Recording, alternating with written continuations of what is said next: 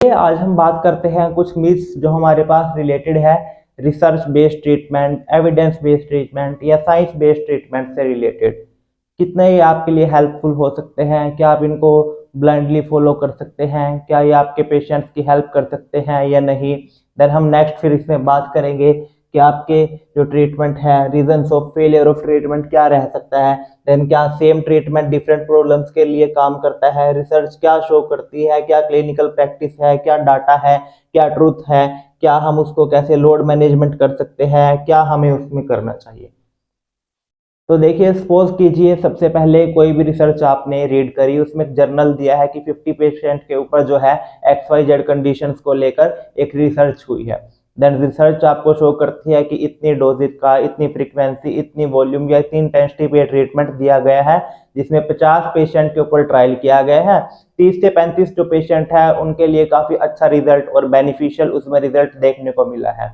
वहीं जो अदर 15 से 20 पेशेंट है, उनमें कुछ पेशेंट्स पे बिल्कुल एवरेज सा लो कैटेगरी का उसका रिजल्ट रहा है, और देन कुछ पेशेंट पे जो है उसका कुछ भी खास इफेक्ट नहीं हुआ, उनकी कंडीशन में कोई सुधार देखने को नहीं मिला है। देखिए, उस XYZ रिसर्च के अकॉर्डिंग आप जो है अपनी क्लिनिकल प्रैक्टिस में उसको फॉलो करके अपने पेशेंट पर ट्रीटमेंट करते हैं, बट आपको अच्छा रिजल्ट कई बार नहीं मिलता। देन उसका रीजन क्या रहता है? फेलियर ऑफ ट्रीटमेंट का। अब जरा बड़े ध्यान से सुनिएगा इस बात को। देखिए, बहुत सी जो रिसर्च है वो फॉरेन बेस्ड रिसर्च आपके पास रहती है। जो फॉरेन के पेशेंट्स हैं और जो आपके इंडियन पेशेंट्स हैं, उनमें डिफरेंस समझने की कोशिश कीजिए। हमारी जो बॉडी जेनेटिक्स है, बॉडी की ओवरऑल न्यूट्रिशन हेल्थ है, हमारी जो एनवायरमेंटल फैक्टर है, ऑक्यूपेशन लेवल है, पेन थ्रेशोल्ड, एक इंडियन का पेन थ्रेशोल्ड जो है काफ़ी हाई लेवल पर रहता है, और जो आपको फॉरेन बेस मिलेंगे उनका पेन थ्रेशोल्ड जो है वो कहीं ना कहीं डिफर करता है। बिकॉज इंडिया में फिजिकल वर्क, लेबर क्लास लोग बड़े ज़्यादा आपको देखने को मिलते हैं, जो पूरा दिन शेड्यूल बिजी है हार्ड वर्क करने में, तो पेन थ्रेशोल्ड काफ़ी वैरी करता है। इवन जो फीमेल्स है, जब उनको काफ़ी दिन से पेन है, हद तक पेन जाता है, देन उसके बाद वो विजिट करेंगे फिजियोथेरेपिस्ट को कि अब पेन बर्दाश्त नहीं हो रहा है। पेन थ्रेशोल्ड को यहाँ समझिए। लेकिन जो रिसर्च आपको दिखाई गई है, क्या आप ये वहां पर आइडिया लगा सकते हैं क्या वो रिसर्च एग्जैक्टली आपके पेशेंट से रिलेट करती है या नहीं? क्या आपके पेशेंट का जेंडर, एज, जो उसमें दिखाया गया है, environment, genetic, occupation value, nutrition health, vitamin health, patient की जो है वो आपकी सिमिलर है या नहीं है? अब देखिए नेक्स्ट, इसमें सेम ट्रीटमेंट डिफरेंट प्रॉब्लम। क्या जो रिसर्च के अंदर वो 50 कैटेगरी के लोग लिए गए थे, क्या उन सबके पेन का रीजन बिल्कुल एग्जैक्टली सेम था? क्या उनका ऑक्यूपेशन थीम सेम था?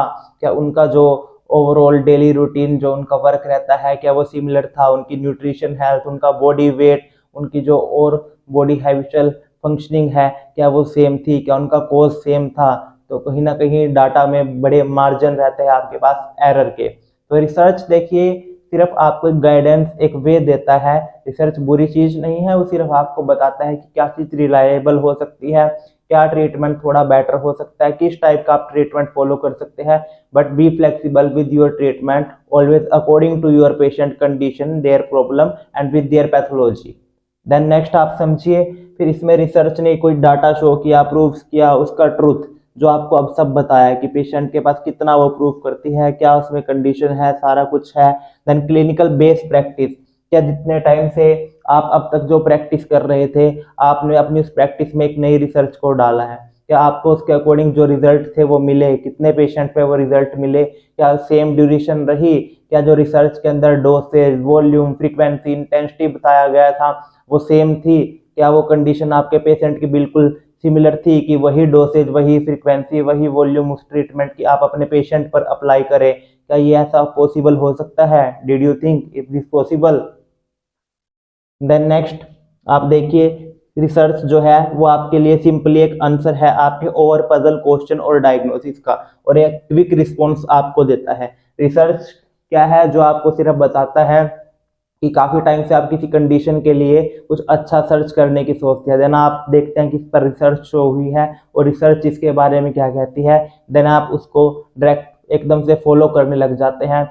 उसमें आप देखिए कि आपकी वेरिएशन कितनी है, क्या उसने रिजल्ट दिया है, क्या रिजल्ट नहीं है, देन उसको फॉलो करना स्टार्ट कीजिए। आपने देखा होगा कि आप सब गूगल, यूट्यूब या किसी को फॉलो करते हैं, उसका रिहैब पैटर्न, वो क्या ट्रीटमेंट चल रहा है, वो क्या एक्सरसाइज प्रिस्क्राइब कर रहे हैं, उसको देखकर आप फॉलो करना स्टार्ट कर देते हैं। बट एक चीज़ का ध्यान रखिए, जो भी आप ये वीडियोस देखते हैं, किसी को फॉलो करते हैं, वहाँ वो एक्सरसाइज जो आपको एक्सप्लेनेशन है वो पेशेंट बेस्ड नहीं है, वो पेशेंट के ऊपर नहीं करके दिखाई जाती है। वहाँ जो एक बिल्कुल फिट आपके पास कोई पर्सन है, थेरेपिस्ट है, उन एक्सरसाइज को शो कर रहा है। जब आप उसी सेम एक्सरसाइज को पेशेंट पे अप्लाई करेंगे, देन चीज़ें बहुत सी वहाँ पर डिफरेंट हो जाती है। पेशेंट का पेन, पेशेंट की प्रॉब्लम, पेशेंट का कंफर्ट, पेशेंट का वे ऑफ टेक्निक, किस तरह से वो एक्सरसाइज समझता है, किस तरह से वो एक्सरसाइज परफॉर्म कर सकता है, क्या जिस बिल्कुल एक्यूरेसी से आपने एक्सरसाइज वो वीडियो में थेरेपिस्ट के पर्सन को करते हुए आपको बताते हुए देखा था, क्या आप सोच सकते हैं कि आपका पेशेंट बिल्कुल सिमिलर उसको फॉलो कर सकता है? तो कहीं ना कहीं उसमें chances of error of margin बहुत ज़्यादा रहते हैं। देन क्वेश्चन आता है, अब हमें करना क्या चाहिए, व्हाट टू डू। चलिए सपोज कीजिए आपके पास कोई लो बैक एक का पेशेंट है जिसका आप ट्रीटमेंट करते हैं, उससे पहले भी आप बहुत पेशेंट का ट्रीटमेंट कर चुके हैं। देन आप देखिए, क्या उस लो बैक पेशेंट के लिए हर बार जरूरी है कि आप वो cat camel exercise, gluteal bridges या डेडलिफ्ट एक्सरसाइज पेशेंट को कराएं, कि हर बार आपका वो टेंस, IFT, US उसी डोसेज पे, उसी इंटेंसिटी, उसी फ्रीक्वेंसी पे, उतने ही अल्टरनेट डेज पे फ्रीक्वेंसी पे प्लेस करने पे, उतनी ही टाइमिंग के लिए हर पेशेंट के लिए रिजल्ट दे सकता है? देन आप एक रिसर्च बेस्ड पेपर्स पर, जो काफ़ी हद तक सपोर्ट नहीं करता, सिर्फ आपको एक वे ऑफ ट्रीटमेंट बताता है, उस पर इतना डिपेंडेबल कैसे होकर अपने पेशेंट का ट्रीटमेंट कर सकते हैं? Then what to do. तो देखिए, ये सब डिपेंड करता है आपके पेशेंट की कंडीशन पर जरूर, लेकिन जो एक थेरेपिस्ट है उसकी क्या नॉलेज है, क्या उसकी स्किल अब तक है, किस तरह की उसकी क्लिनिकल बेस्ड प्रैक्टिस रही है, उस पर काफ़ी हद तक ये जो है डिपेंड करता है। आपने कोई नई रिसर्च, नई टेक्निक, कोई फैंसी टेक्निक देखी, आप साथ ही फॉलो करते हैं, आपको अभी उस टेक्निक के बारे में ना ही इतनी नॉलेज है, ना ही आपको उसकी मॉडिफिकेशन पता है, ना ही आपको पता है कि उसमें क्या वेरिएशन है, कैसे उसको अप्लाई करके आप अच्छा रिजल्ट ले सकते हैं। देन आप एकदम से सोचते हैं कि ये कंडीशन पे हम ये टेक्निक अप्लाई, ऐसे अप्लाई करेंगे तो शायद अच्छा रिजल्ट मिले। जबकि जिस कंडीशन को देखकर आप जिस मेथड को फॉलो करते हैं, जो आपको मेथड बता रहा है कोई पर्सन या थेरेपिस्ट, वो काफ़ी टाइम से उस मेथड पर काम कर रहा होता है। उसे पता है कि किस पेशेंट के अकॉर्डिंग वहाँ उसमें मॉडिफिकेशन करनी है, कैसे चेंज करना है, कैसे उस टेक्निक को अप्लाई करना है। तो बहुत सी चीज़ें यहाँ पे जो है मैटर करती है। अब आप देखिए, अच्छे ट्रीटमेंट के लिए हमेशा ध्यान रखिए लोड मैनेजमेंट के लिए, पेशेंट की जो भी कंडीशन है उस पर लोड मैनेजमेंट पे हमेशा ध्यान दीजिए।